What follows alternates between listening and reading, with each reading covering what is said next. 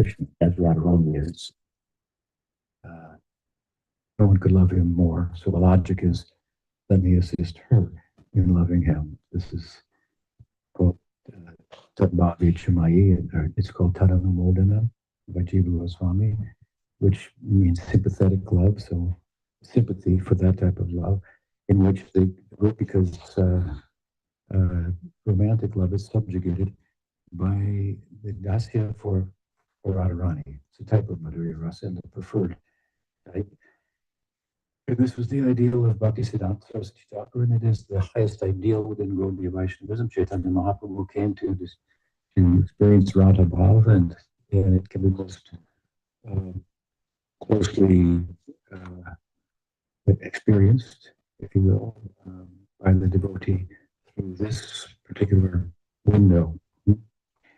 And we cited evidence for Bhaktisiddhanta Saraswati Thakur's inner ideal that he revealed in a letter to one of his disciples. And interestingly, of course, in that verse, we also found that Prabhupada's bhav was of a different nature, although similar. It is a form of Sakya bhav that is nonetheless tinged with or influenced by the same type of Madhurya Rasa. This is a type of Krishna's friends that Goswami refers to as Priyanama Sakha. This is a unique contribution, actually, of Jiva Goswami in Indian aesthetics, then in romantic life, drama and poetry and so forth. In the history of that, there's no reference to this type of friend. It comes from Goswami. And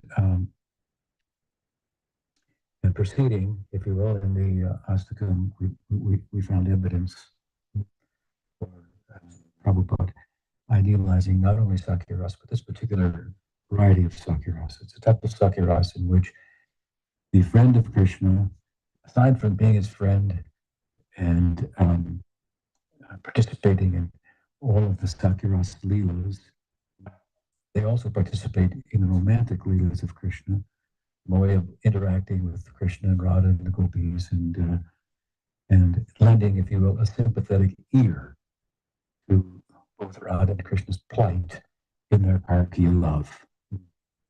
It's a problem, a good problem, because the problem that makes those romantic sentiments prohibits them from being openly expressed, intensifies them. This is the idea. So this is a special kind of friend, and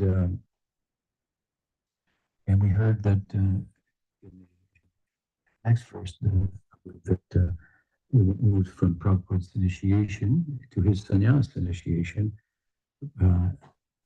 at the blessing of Prabhupada Keshava Goswami, Bhakti Pragyan Keshava Maharaj, another disciple of Bhaktisiddhanta Saraswati Thakur. We heard the history of his accepting sannyas.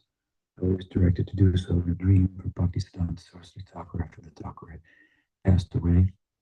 And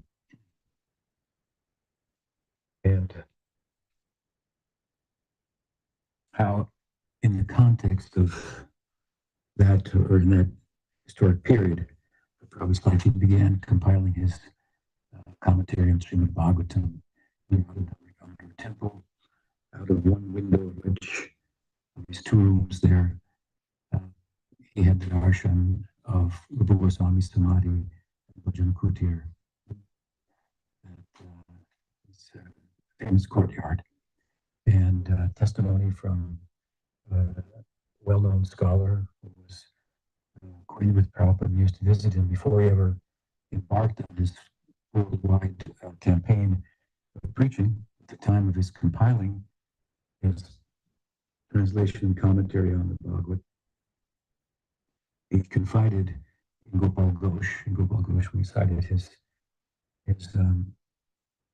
testimony in this regard that Rupa Goswami, he prayed to Rupa Goswami Prabhupada regularly, do the work of his guru, and Rupa Goswami confirmed that great things will be done through you, and I'll be the wind, so to speak, your sails, which then he set uh, forth on the Galaduta shortly thereafter, heading to the Americas, and he wrote a poem there, begging Krishna, his friend, Krishna Mai, that my Guru Maharaj, who's representative of Radharani, has asked me to do something that I don't know how I could do it. I don't have the power to do that, but you have all power, and if you have any weakness, it's related to your question in your own mind as to whether or not you've pleased Radharani, if she's upset with you or not. And I guarantee you that if she's pleased with you, your life will be successful. So make my life successful by giving me the power to do what my Guru Maharaj, in the line of Radharani, wants me to do. And then Radharani will be pleased with you, and both of us can herd cows together. Something like that was his prayer. And of course, it's evident that his friend Krishna, this is in a prayer to his friend, not something that was written for public consumption. It was in his private moments, and we're very privileged to have access to that. And this was found years later, uncovered. This poem, Pujapad Sridhar Maharaj, my Siksha Guru, and closest God brother of Prabhupada, whom Prabhupada told us that we could take guidance from in his absence, had memorized that poem. And he read how he had, in a very rasic sense, rendered the poem in English, bringing out one of the Prabhupada's sakiras about the fat, which is evident in the poem.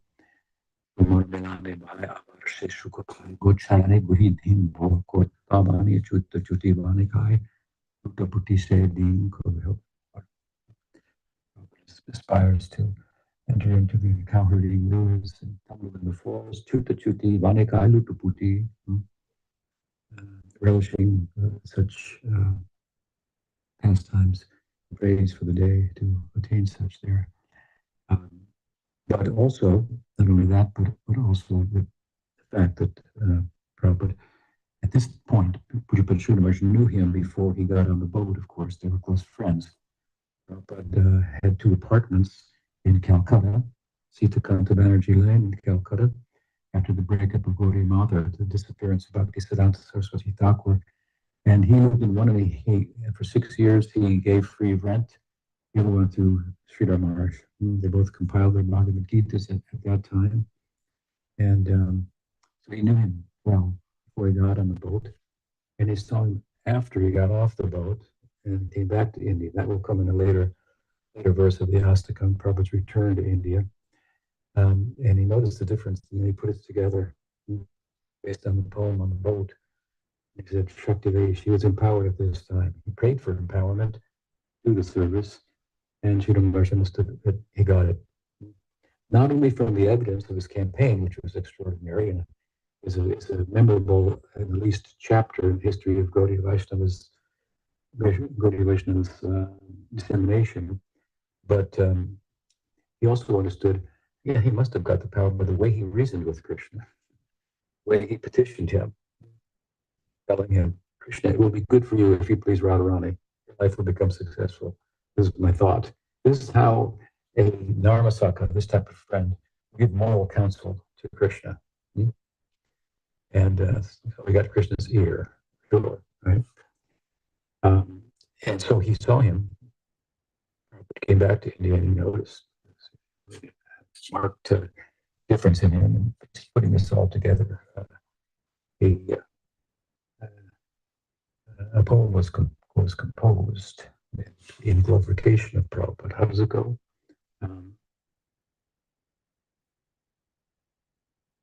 Namo Vishnu Padaya Krishna Prasthana Bhutale Swami Sri Bhakti Vedanta Prabhupadaya te namaha. Guravagyam Shigrasi Bhitva Shaktivesha Surupine Hare Krishna Ti Mantrena Paschacha Pracha Dharine. It says Guru Avagya, taking the order of Guru Avagya on his head. He became Shaktivesha Surupine. His nature became empowered. Shaktivesha Surupine Hare Krishna Ti, and by the magic of the mantra he delivered the east, Paschacha Prachatarani, the east and the west. Both the west, he returned to India, over the east as well. With his dancing white elephants, as he referred to us when we first touched down on the shores of the subcontinent of Bharat, Bharat Bhumi Jai. So now we've come to the verse where he's gotten off the boat in Boston. He said at that time, I did not know whether to turn left. All right. Well, he turned left in Boston, came down to New York, right? So I'll start the verse and we'll just discuss it, and I'll read something from the commentary. Shri Namani Arpita Jivanam Karnaya Dvipantare Pi Ekalam Shraddha Mulya Sunama Panya Paramam Suryam Yatha Shubham Nityananda Dhaya Bharat Ahat Asankhasya Sambhavakam Trataram Prabhupadam Ashrayamahi Sevam Anandatam. Driven by compassion, he gave his soul to the holy name. Then, alone, on a distant shore, he sold this Sunama to all for the price of only one Shraddha. And by the Avesh of Nitai, his radiance outshined the sun as he gradually assembled and expanded his Sangha. I take shelter in Prabhupada, my Savior, and Seva is my Ananda. Srila Prabhupada Ki Jai. So, driven by compassion, karunya. This is an interesting subject, in that, well, the Krishna explains in the Gita that the source of suffering is attachment. He says that dukkha yonaya dukkha yonaya, the yoni, from the womb of attachment, dukkha arises. It's a very simple statement. It makes sense if you think it out.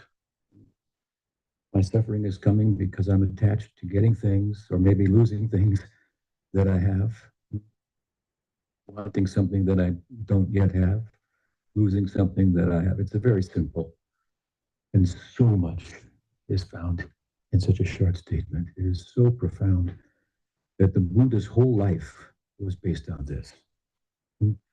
Just thinking this out once, he sat down and never got up until he was enlightened. Of course, Buddha Avatar, Kijai, we consider him an Avatar Vishnu. That's a whole other discussion, right? Not all the Buddhists will like it, but we have good reasoning to support it. So suffering is the cause of attachment and material attachment. And Krishna, we would hope, has no material attachment. Right? Otherwise, he would suffer. That would mean he would be in ignorance. So Krishna has no ignorance. It means he has no attachment. Well, what's the difference between karma and jnana? Karma is the pursuit of acquisition, attachment, to acquire.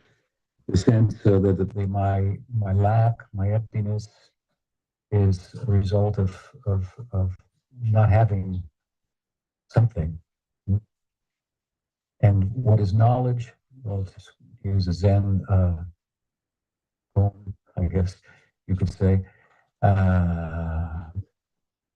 less is more. Less is more. Right? So it's the same idea. So the difference between karma and jnana is karma is acquisition, and jnana is the knowledge that in pursuit of fulfillment or enduring happiness, if it is in relation to things that don't endure, well, that's pretty dumb.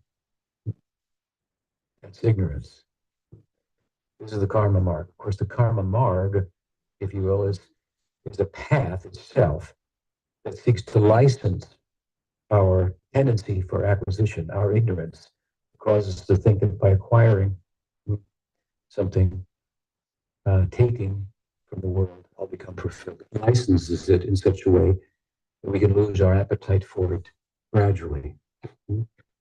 And so from karma, for example, from dharma jignashu, that part of the Hindu sacred text, the Veda, constitutes dharma jignashu. What does Krishna say in the Gita, in the second chapter? He says that Trigunya Vishaya Veda, Trigunya Vishaya Veda, Nistrigunya Bhavadina. He says the most of the Vedic literature deals with the Triguna, the three gunas. That means the realm of acquisition. Now I'm going to talk about something that's going to separate us from that. We're going to go from Dharma Jignasu, how to license your taking. That is our tendency since time without beginning. That's our trajectory. And so how to stop that?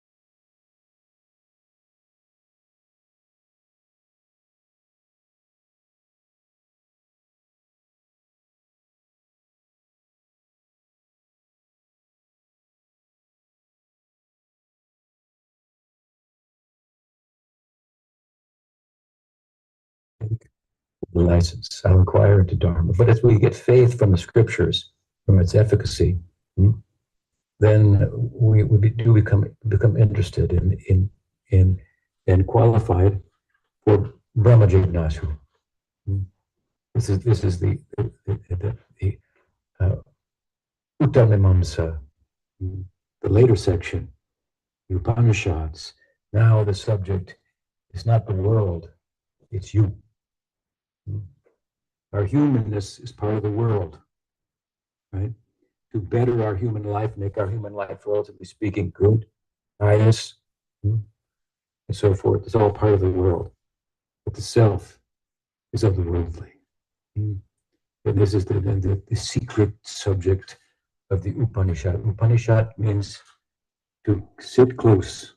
Upanishad, sit close. The implication is that I might tell you something that most people aren't ready to hear. Let me tell you a secret. All this time you've been trying to be a good human.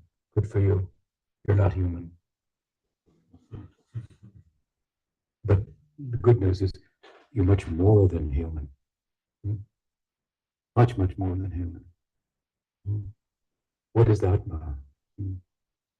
It is said in the Bible that what profiteth a man or woman if he or she should gain the whole world, if it is at the loss of the soul, and it will be. Our attempt to gain the world, to increase our material position in and of itself, will be at the cost of knowing the self. these are not just Hindu words, these are universal concepts. You can see the karma orientation to any religious tradition. And you can see a mystical or Gyan orientation to different religious traditions. You have the Kabbalah amongst the Jewish people, and you have mystic Christian Catholic saints and so forth. You have the Sufis in Islam. They've taken Islam, mixed it with the Dvaita Vedanta, so to speak. And you have the Rumi, which comes out of, and others, such persons who come out of this. But beyond Gyan and Karma, which are given by Sattva Guna and Rajagun respectively, is Bhakti, which is Nirguna. Nirguna. So it has great power. It's coming from the Nirguna side. It can give you more than a passport of knowing yourself as different from matter, but knowing yourself in terms of what it is related to and the nature of that relation. We are related to Bhagavan. The nature of that relationship is Sheshatva, Dasya, servitude, which is love. If you love someone, you want to serve them. Can I take you out for lunch? And I will buy. This is the idea. So ignorance, at any rate, to go back to the beginning here, is a result of attachment, right? Now, if you want to overcome that attachment, well, you can go this gradual route of the karma marg, go to heaven and come down, how many times it may take a long, long time to come to Gyan. And even if you come to Gyan, then by which you can understand, I'm different from the body. I'm not human. I'm spiritual. Still, by Gyan alone, by Sattva Guna alone, you cannot understand and realize and experience this relational quality of the self. It's Sambandha Gyan, knowledge of its relationship with its source. Source being Vishnu, the relationship again being servitude. This comes from that world. That's the visa. Passport is one thing, visa is another thing. Visa comes from the other side, right?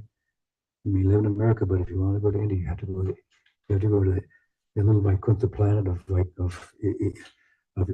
Bharat in the city, right? Which is called the embassy, right? They've got their own, anyway, their embassy, their satellite, if you will, right? Good to go there. So, of course, the beauty and the power of bhakti is such that even if we're not doing in a systematic way, following the Dharma marg, if we have good association with someone like Prabhupada out of nowhere, we can come for inquiry into bhakti, rasa jignasu. Now, when we inquire into rasa jignasu and become a Gaudiya Vaishnav, then what results should we look for? Don't think that a result after chanting a few days or years, you will have prema. You should look for the results that would come if you had spent lifetimes in the Gyan marg or in the karma marg. You will become a good person in all respects. And then you also become Janayatyasu Vairakyam Gyanam Chairoitukam. Renunciation is not a way to attain prema. It is a byproduct of prema. So you become a good person. You become Shubhada. Within sadhana bhakti, you become likable by all people. People will like you. Hard not to like that person. I don't agree with him, maybe, but hard not to like her. This is one of the qualities. Freedom from suffering, from the longing, from the attachments, and so forth. Prema will come later. You look for the results that you would have got for lifetimes in karma marg, lifetimes in the Gyan marg, as its byproducts of the main fruit the tree of bhakti, which is Krishna Prem, right? Prem. Mm. So the Prabhupada, of course, is a bearer of that, right? But this bhakti rasa, it's a very high thing, right? Here, we're describing Prabhupada as karunaya, filled with compassion. Compassion is a big thing in this world, but it is only the baseline for love that uh, rises all the way up to Radhabhav and Krishna Prem, right? Bhakti rasa. Bhakti rasa pertains to the relational quality of the self. The fact that I'm different from matter, that we all have in common. Sarup Gyan. We all are different from matter. I am, you are. We all know that we are. We're all the same. But it's like every grain of sand is the same, right? It's made of the same ingredients. But each one is different also, isn't it? They're not different ingredients in different atoms. Well, maybe anyway, grains of sand, let's say, or raindrops. But they're all unique, have a unique pattern. So this is our relational quality. Servants of Bhagawan. And Bhagawan, what is Bhagawan? He is an ultimate issue, Rasaraj. Rasaraj. He's the king of rasa. He's the supreme enjoyer, taster. Now, if his enjoyment is supreme and unlimited, then in order for him to experience it, he has to have interaction with others. There are unlimited jivas, therefore there are unlimited swarups, unlimited swabhavs, unlimited unique, each jiva unique relationship with Bhagawan. It's all dasya, but could be Sakya Bhav, could be Bhav and Vaikuntha, Ram, Bhakti for Ram, different types of bhakti for Krishna, and so forth. So compassion, being the baseline of love, far below, as big as it is far below bhakti rasa. But it's the baseline. In other words, if you want to go to bhakti rasa, then this compassion should show up within you. And it's said about the Vaishnavas, what Vanchakalpatarubhyascha kripasinudhyeva patitanam bhavanebhyo Vaishnavebhunamulamaha. The emotions of compassion. Krishna explains, we read that ignorance of material attachment is the cause of suffering. Thus he understands the problem of suffering, right? He's explained it. He understands the mechanism, but he has no experience of it. Thank God.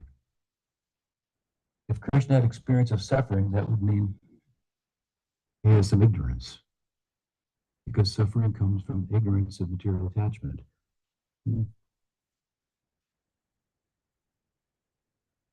But he knows the mechanism. It's explained in the Gita. But the power of compassion will be greater coming from someone who has experience of what you're dealing with. If I know, if you want a shoulder to cry on, if you cry on the shoulder of someone that happened to me too, you're going to get the kind of response and empathy that you're looking for, that can help you through the day. But Krishna's unequipped to give this. He has no experience of suffering. But his devotees are the very extension of himself. They're different from himself, and they're one with himself also, right? And they are his Kripa Shakti. Kripa Shakti means that they are the incarnation of his mercy. I remember standing next to Prabhupada. I used to stand every morning next to him in Los Angeles in the early 1970s. He would come for 3 months at a time in the spring and in the winter. I would stand every day at this Vyasa sun right here on the right-hand side, right next to his right ear. That was my spot. I stood up to the whole class so I wouldn't fall asleep because I felt if I sat down I might miss a word or something like that. And one day he said, and so the spiritual master is the incarnation of Krishna's mercy. And just like caused my head to spin and my heart to swell. That's what it sounds. That's what it feels like. You put it in words, right? So the devotees, they are the Kripa Shakti of Bhagavan. But through his devotees, then, who have experience in the world, especially the sadhana siddhas, then we can get so much empathy, so much compassion, right? Prabhupada has depicted himself, as we've heard, as a sadhana siddha. We can look at it in different ways, and we've discussed that, but he depicted himself as such. He said, I was able to take birth in a Vaishnava family because, as the Gita says in 642, if one's practicing but not quite perfect, they would take birth in the Vaishnava family and pick up where they left off. And I would have the fortune to do so. His birth perfectly illustrates everything being in place for what that verse talks about. So he was an ocean of compassion.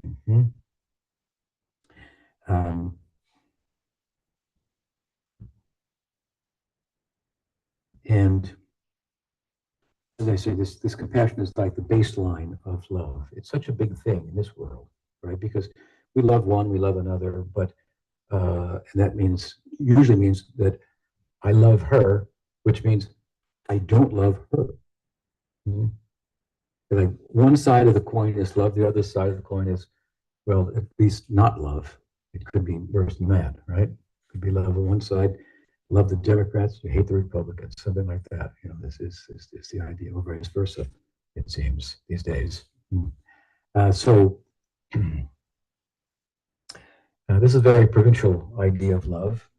You have to start somewhere, but compared to that, the universal compassion of a sadhu, which can come even in the Gyan Marg, in any school of mysticism,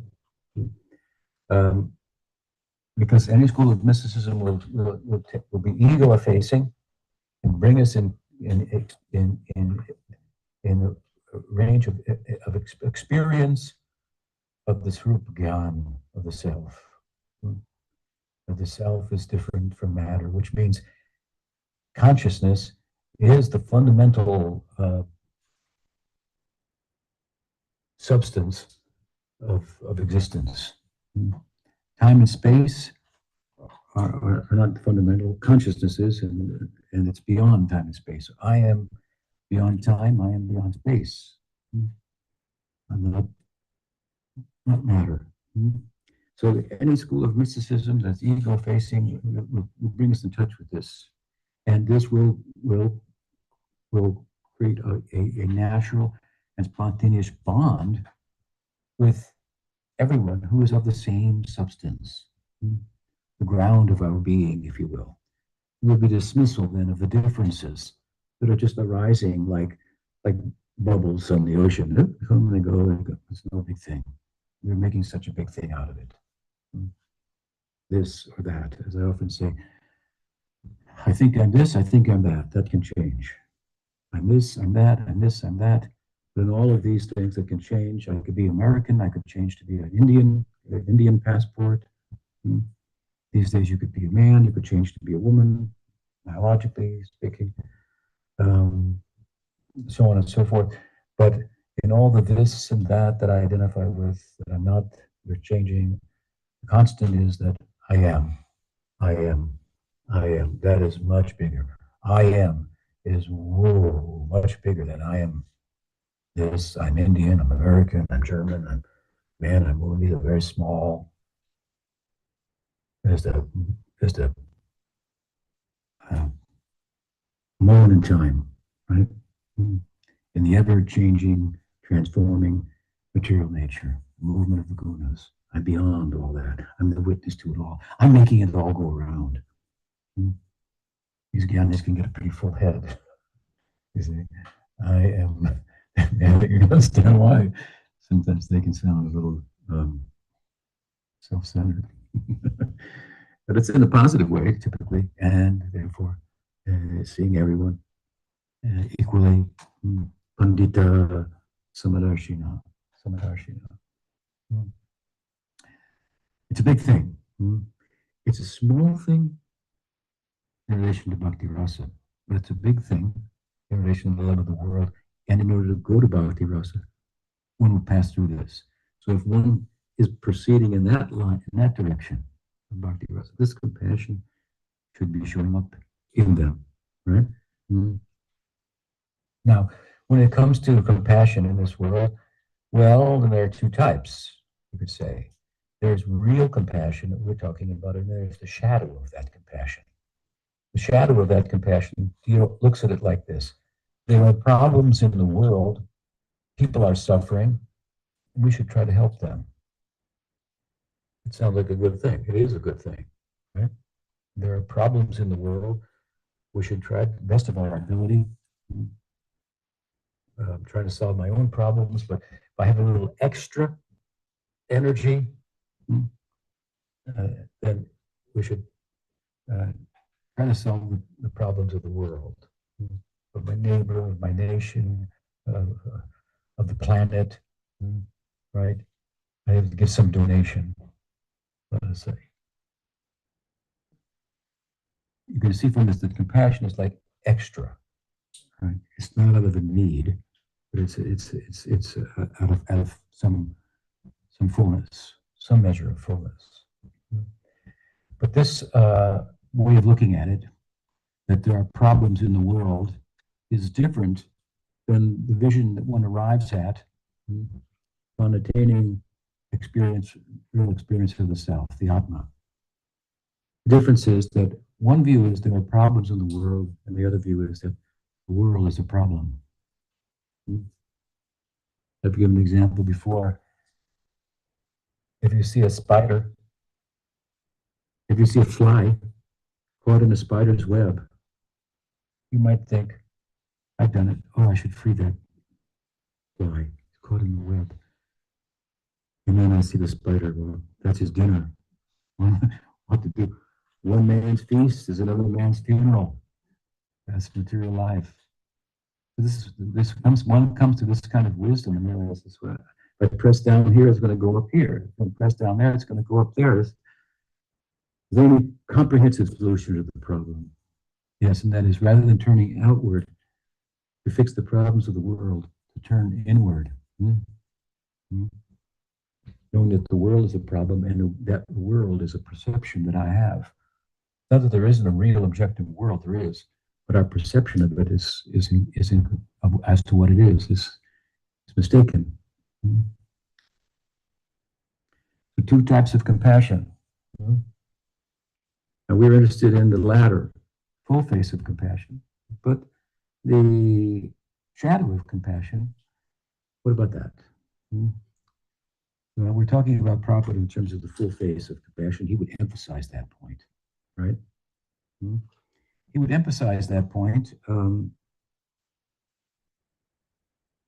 Let's give an example here.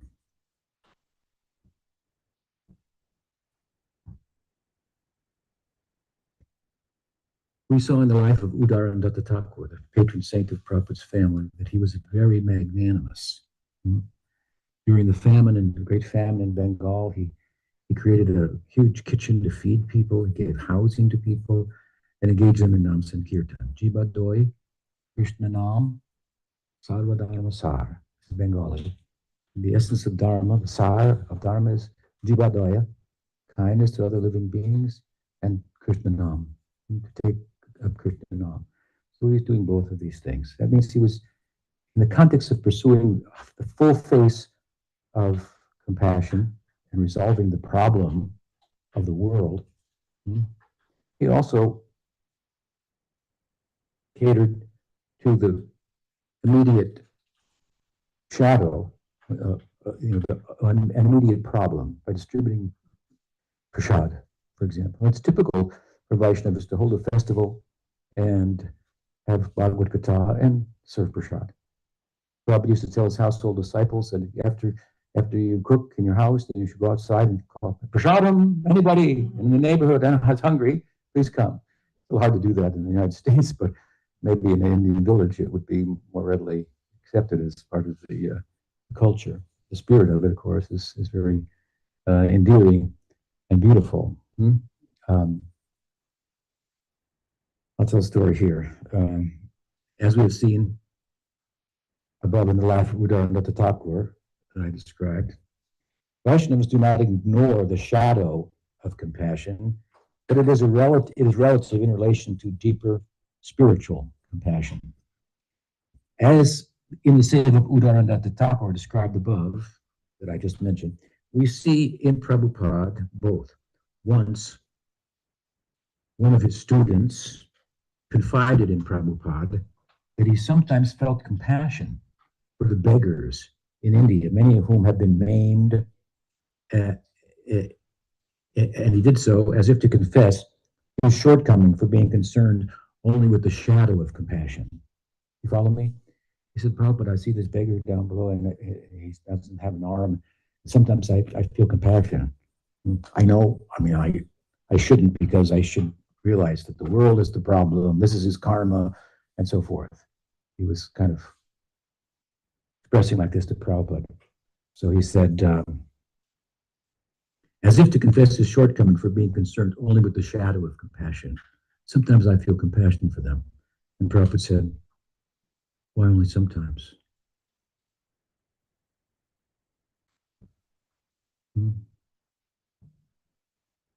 If we were to sit in a circle and pass a hat for donations to feed the poor, someone might refuse to donate because of concluding that their hunger is a result of the government's policies, and thus he or she instead chooses to donate to solving the problem on a deeper level more comprehensively, by addressing the political problem, for example.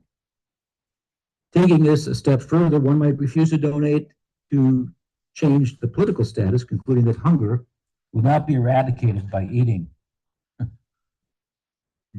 That's for sure.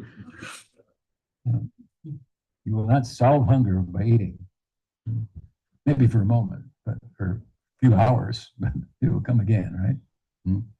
So, taking this a step further, one might refuse to donate to change the political status, concluding that hunger will not be eradicated by eating nor by changing government policies, but rather by bringing an end to the misidentification within samsara.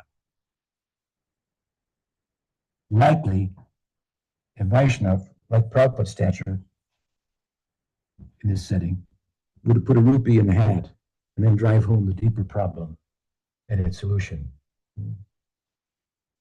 So, if the opportunity to express compassion, relatively speaking, does not get in the way of our pursuit of the full face of compassion, then naturally we'll be there.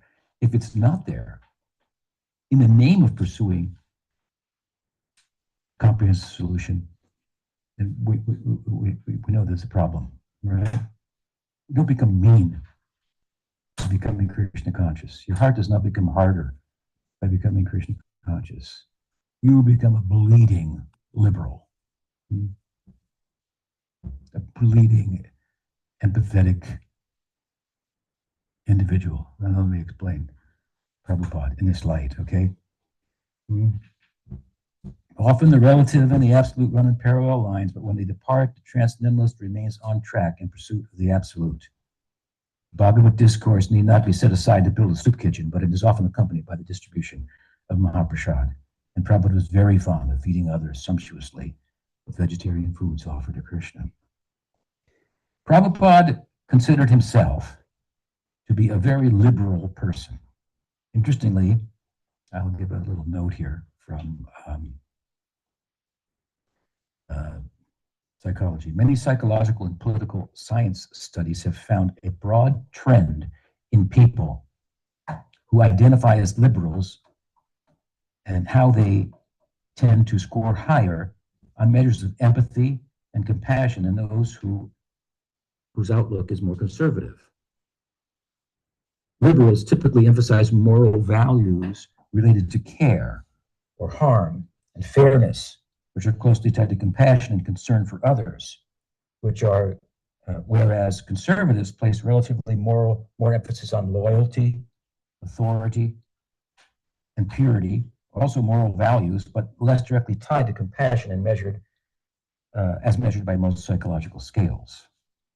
I'm giving kind of a broad idea. Prabhupada says he's liberal. What does he mean by that? Let me continue. Aside from Prabhupada's deep compassion, Prabhupada's estimation of himself as a liberal must be understood within the cultural context of his upbringing. He was brought up in West Bengal and Calcutta, in the 19th century. Well, when he came to the United States in 1965, with the counterculture people that he bonded with on the streets of New York, they had very different moral sensibilities and social sensibilities than himself in his upbringing, and the two might be construed as conservative on his side and liberal on their side. Is it not liberal to have free love and not be bound? I come from that generation, not be bound by the things that my parents thought would make me happy, like the fact that we had a washer and a dryer after World War II, that we had a television and now it had colors in it too. These are the things that made them happy, and I can understand why. My mother, waited on the bread lines with her mother, my grandmother, in the 1930s, and my grandmother died in her arms. My father was in World War II and so forth. After that, the United States became the most prominent country, and it was a huge boom. Eisenhower was the president, and the rich people were taxed 90%. Believe it or not, 90%. And it was the most, and the whole middle class of America, the strong middle class, arose out of that time. Baby boomers, we were called, right? Forgive us for our offenses also. I'm sure there are many. But this time period, this counterculture, I mean, young people like myself, just because we had a washer and dryer, it just didn't mean much to us. Then we hear something like meditation. So, we had everything in a sense, and that was the feeling of the American, society at that time.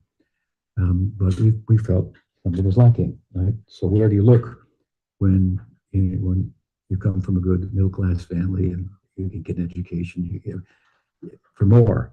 So just happen to concur with an ingress from the East, right? Eastern wisdom and so forth. So the comparison, in one sense, between Prabhupada's sensibilities, social, moral, whatever, and the counterculture, we're like, he's a conservative, we're a liberal. So let's give an example of this.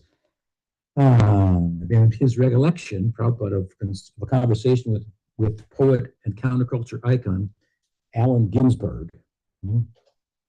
Prabhupada said this. Allen Ginsberg told me, Swamiji, you are very conservative. I said, I'm the most lenient. I am not conservative. You are conservative. You cannot give up your bad habits. I'm very liberal and accepting everyone. But because you are conservative, you cannot give up your bad habits, and therefore you deny to come to my camp. I'm very liberal. Conservative means unnecessary rules and regulations without any meaning, without any utility. That is conservative. So what does he mean here? What he means is this. Here Prabhupada asserts that the spirit of the moral law is more important than its letter. And that he was aligned with the spirit. Thus, although he expected his disciples to follow particular rules that seemed conservative to the counterculture, he was nonetheless prepared to adjust them when needed to facilitate spiritual transformation. Moreover, he cleverly turned Ginsberg's accusation on its head, redefining liberal and conservative in spiritual terms. For Prabhupada, real liberalism meant openness, inclusion, and willingness to change for a higher purpose, while real conservatism meant clinging to habits or conventions that in this case had no spiritual utility.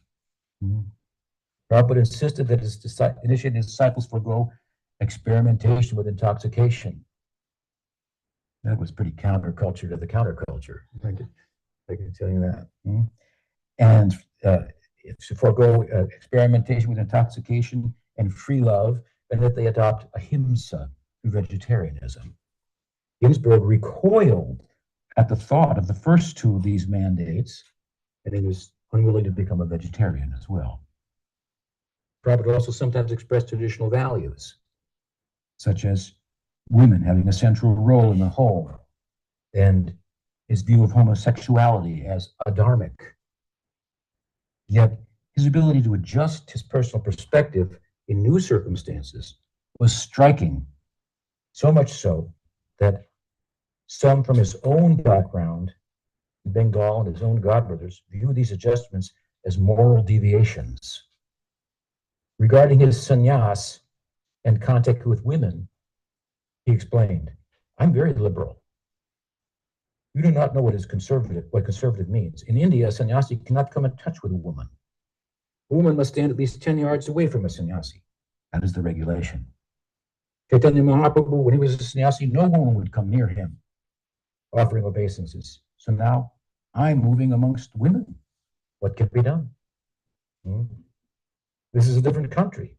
If I say that you women, you go away, you cannot come here, then where is my preaching? If I say that you cannot mix with us, then where is my preaching? The woman and man, they're equally important in respect to spiritual realization."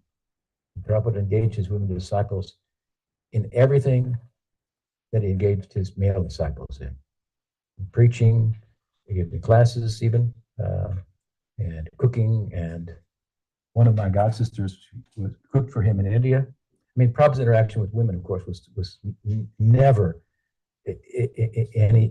it came close to many of the problems we found in other Eastern emissaries from different yogic traditions and so forth. There was never a hint of that. But he interacted with women. So, for example, women cooked for him. One of my godbrothers was sannyasi at ashram in South India, and a devotee who was initiated by one of Prabhupada's godbrothers came to visit him. And they were taking prasad. And that devotee said, "That's a very nice prasadam." And so my godbrother said, called the cook, and it was a lady. And when he saw it was a lady, he went, "Oh, I'm eating something that was cooked by a woman. Oh my God." So this was the kind of, even in this kind of thinking, if you will, was something that Prabhupada thought was not very well thought out. And it was an attachment to some kind of regulation that there's no room to adjust for. So anyway, one time, Prabhupada himself was in Mayapur. I think it was Malati's disciple, an early disciple from San Francisco, was cooking for him there. And one of his godbrothers came to visit, and they were taking prasadam. And Malati came in and asked, "Would you like another chapati, hot chapati here?" And Prabhupada noted that his godbrother was a little concerned. At Bhaktisiddhanta's mission, women weren't cooking in the ashram. And it doesn't mean, but would Bhaktisiddhanta have let women cook in the ashram in modern world? The answer is, you know what parampara means?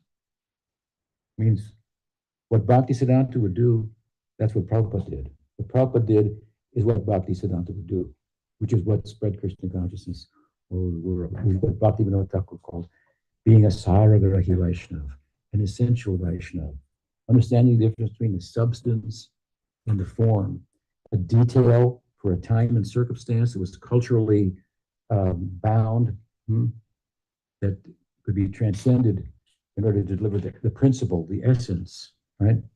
Prabhupada had this kind of flexibility, that identification with essential Vaishnavism. It gets so bad in some even Gaudiya sects that they think if you're wearing the wrong color, you're never going to go back to Godhead. I mean, it's just like how liberating that, disagreeing with that, as Bhaktivinoda Thakur did, was to so many young men and women in India at the time of Gandhi's mission and Bhaktisiddhanta Saraswati Thakur's preaching, that they turned away from Gandhi and came to Bengali Vaishnavism, to Chaitanya Vaishnavism.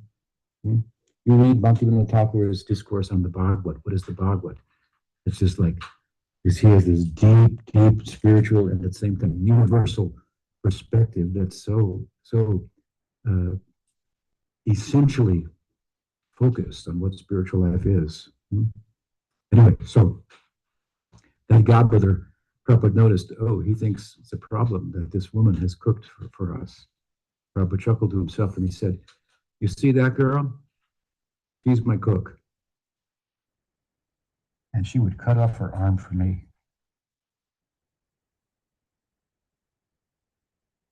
And it was true.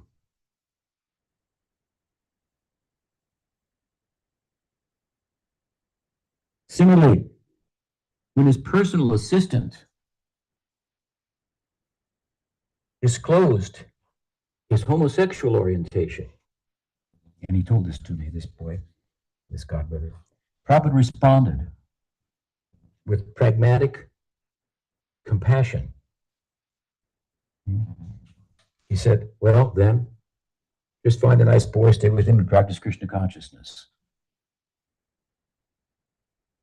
This is the flexibility. This is how his compassion ultimately ruled, even though his perspective, he thought, well, you shouldn't be doing that. But, well, if that's how you're oriented, whatever, chant Hare Krishna, that can solve all problems. So find a nice boy and practice Krishna consciousness. That is like so Prabhupada. It's just really, if you knew him, let me give you another one. And when confronted with the reality of a pre-op transgender devotee in June of 1975, I met this devotee. She told me the story, and this is recorded also in a letter. In a letter in 1975, this person, transgender person, wrote to Prabhupada and said, this is my predicament, and so forth. And Prabhupada said, dear blank, please accept my greetings. I have due receipt of your letter dated June 6, 1975, and I have noted the contents. First of all, you decide whether you're a female or male, one or the other, and then you may enter the temple anytime you like. Pick one and stick with it, he said. That's all. This is how he moved with regard to these social issues. And he came from a conservative background. He had a conservative perspective on it. He repeated it at times, but at the bottom line, he was ruled ultimately by compassion for the jiva and the universality of Krishna Sankirtan as a solution, not only to all the problems of the world, but to the world, which is itself the problem. Prabhupada ki jai. So examples like this reveal deep moral flexibility, anchored not in sentiment or ideology, but in spiritual purpose. Thus, despite his socially conservative views by modern standards, his moral compass was rooted in deep spiritual compassion that would emphasize care over harm, fairness, and empathy. In a word, under scrutiny, his entire moral perspective was compassion. And in a broader sense, invoking Sharanagati, the central focus of sadhana bhakti, his moral perspective was to accept that which is favorable to Krishna bhakti and reject that which is not. And this in consideration of time and circumstance. Prabhupada's compassion was not sentimental, but ontological, deep, and derived from having sold his soul to Harinam. He experienced the form, qualities, and luminance of Krishna within his name, and felt that this was possible for everyone at the cost of only one's faith in the efficacy of Krishna Nam. This was his wealth, and his mercy was to offer to the world at the cost of faith alone, and in doing so, he also showed kindness to all sentient beings, Jivadaya. Together these two, Krishna Nam, Jivadaya, Sarva Dharma, Sar. They are the essence of Dharma. So to go on, that was all about compassion, one word in the verse. There's a few other words, but getting now to the second part, that he gave this Sunam, this sweet name to everyone. Prabhupada said, I just experimented. I gave the holy name, and then I see what would happen. Someone would be chanting, and they'd say, Prabhupada, I think we should have a temple in San Francisco. Prabhupada thought, Krishna wants a temple in San Francisco. Must be. So then he went to San Francisco, and then this place, and that place, and this way, largely the way the movement spread. There were instances in India when Prabhupada returned to India with some disciples, riding on the train. Train stopped one place. One devotee said, Prabhupada, this is very nice, looks like very nice. Prabhupada said, oh, get off, start a temple here. And he did it. He got off, started a temple. These were magical times, I can tell you. This is a very extraordinary chapter in the history of Gaudiya Vaishnavism. Now it's not over, right? So let's continue. It is said that Mahabhagavad is one who, upon seeing one chants the holy name. This is my experience. Upon seeing Prabhupada, I began to spontaneously chant and weep. Merely seeing him, we chanted and wept. Not only once, not only those who saw him directly, this is a nice point, did so. But if you say, Mahabhagavad, the great devotee, is one who, upon seeing, one begins to chant the holy name. And Prabhupada was so great that not even seeing him, but just hearing about him, thousands of people began to chant the holy name. There were whole temples that opened, hundreds of devotees, and Prabhupada had never gone there. That's amazing. Amazing power. Now, if you chant, if you see me, you'll probably stop chanting. If you were chanting, there's a difference between me and my guru. But so, and not only those who saw him directly, many simply by hearing about him took up the Maha Mantra, opened temples, and translated his teachings in their own languages across the Americas, North, Central, South, and Europe, East and West, and back to India. His campaign lit the world just as the wide distribution of Nam Sankirtan characterized the contribution of Nityananda Ram. Similarly, Prabhupada will be remembered for a parallel wave of outreach 5 centuries later. So as I mentioned earlier in the translation here, Prabhupada was empowered. Pujyapat Sridhar Maharaj concluded the empowerment of the Avesh of Nityananda Ram, who among the Panchatattva, each of them is perfect and the best, but each has a particular contribution. Advaita brought Chaitanya Mahaprabhu, gave him the Radha Bhav. Nityananda Prabhu was characterized by wide distribution. His policy was, well, to put it in Prabhupada's words, chant and be happy. This is Nityananda Ram. Chant and be happy. They said if someone, Mahaprabhu gave praying to anybody who asked. Nityananda Prabhu gave to those who refused. They didn't ask and they refused. He gave it to them anyway. Jagai Madai Vijay. Right? This is Nityananda Ram. This is what Prabhupada was like. He circled the globe numerous times in 12 years, opening more than 108 temples and publishing over 30 substantial books, most of them exceeding 300 pages. By the spring of 1977, more than 64 million of these volumes had not only been published, but distributed in multiple languages. I was sitting on the veranda with Prabhupada in 1977. This is the year that Prabhupada started to become ill, and ultimately he passed on in November of, we just honored that day a few days ago. And I was there with him, and gradually some other devotees came. I was sitting along with Prabhupada, and my friend Ramaswar, who was involved with the publishing, he arrived, and he brought a pamphlet that had been printed by the BBT describing its work and its contribution and how many books had been printed and so forth. And there was a number, 64 million books so far had been printed in so many languages and so forth. I showed it to Prabhupada, was very pleased. You can imagine.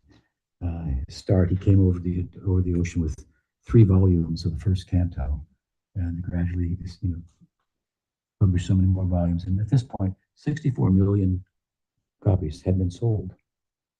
I'll tell you something, it's a little embarrassing, but I'll tell you. It speaks about Prabhupada's kindness and generosity. It's just generosity. Don't think of it as anything else. He dismissed us then. Okay, very good. And we left. And as we were walking, Prabhupada called me back. And he said, he pointed to 64 million. That this is all your credit. Prabhupada is so kind. So I was involved, very much in the book distribution. Prabhupada called me the incarnation of book distribution. It's just his generosity. So this is a huge accomplishment, huh? And he was doing this while traveling around the world and corresponding. And later, his disciples published his correspondence, just like I don't know what it is, several volumes of correspondence. There's no one in recorded history, no saint in recorded history, in any tradition, whose words and writing have been, so captured and published and retained, made available. I mean, every time he opened his mouth, practically, it was recorded. it was published, and then he wrote so many books and so many letters and so forth. So you really can get inside of him, if you will. Of course, it's good to hear the things he said, read the things he wrote, in conjunction with people who were familiar with the time and the circumstances. I can tell you why he's writing this purport in the Bhagavatam, what he's thinking at that time, when the thoughts are related to the mission and what was happening in the mission at that time, and so forth, which is the case in some of the purports, so forth. So.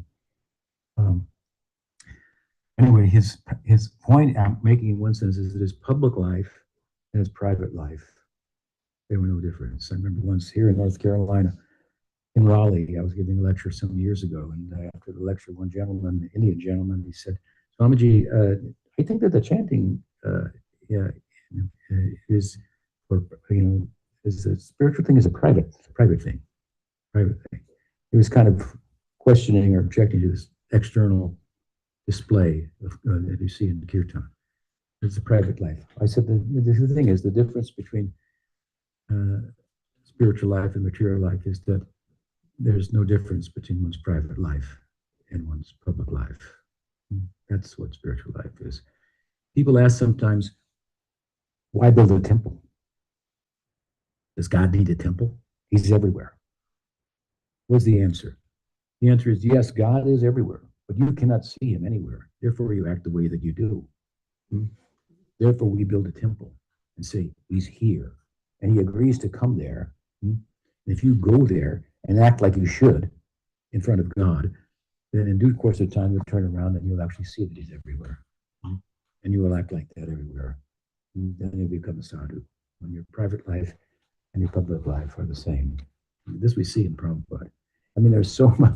What I'm saying is through the recording of all of his speech and everything, there's so much of his off record, off mic, times are well represented. So this is the mark, anyway, as Puja Pachita marks of Shaktivesh Seva, of empowered Seva. Like Nityananda Ram, his campaign was broad and inclusive. He initiated and estimated 5,000 disciples, echoing Nitai's message. His message was simple: chant and be happy. His outreach extended especially to the unqualified, least qualified. While Nityananda's campaign was a revolt against complex Brahminical ritualism and religious monopoly that the Smartas thought they held, establishing Nam Sankirtan as a congregational democratizing spiritual practice. This is what Nityananda did. Prabhupada's outreach mirrored the same egalitarian current. As philosopher Brijendranath Seal called Nityananda Bengal's first true democrat, so Prabhupada extended this democratic spirit across the world.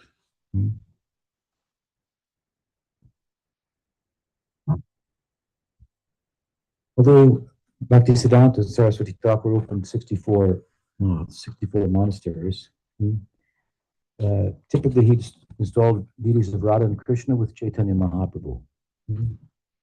The departure from that, although Prabhupada established Radha and Krishna murtis widely in many cities throughout the world, unlike his guru, he more widely established the murti seva of Gaur and Nityananda.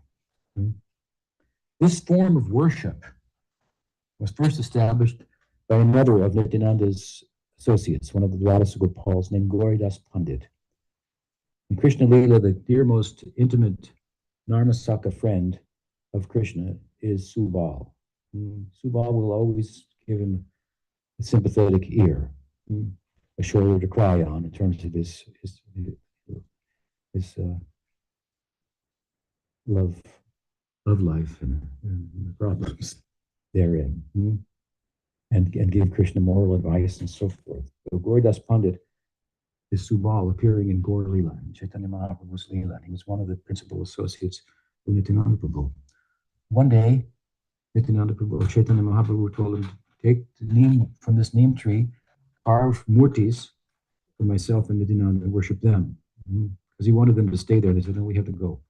So you do this. This was the first manifestation of this type of worship of Chaitanya and Nityananda in the world. And Gauridas Pandit used to worship, he was very poor, the Brahmin, Vaishnava, and he worshipped to the best of his ability, and he would try to cook as opulently as possible. When Chaitanya Mahaprabhu returned after some time, and he saw how Gauridas was cooking and burdening himself with all of his physical and mental energy to serve the deity, he said, in this form, I should be worshipped simply. It's not necessary to have such a high standard. You just offer some simple, vegetable and rice. And Gauridas said, well, anybody can do that. Where's the devotion in that? Anybody can do that. Any household. And Chaitanya Mahaprabhu said, so be it. Let it be in every household. Prabhupada is the one who put Gaurnitai in every household. He did that, right?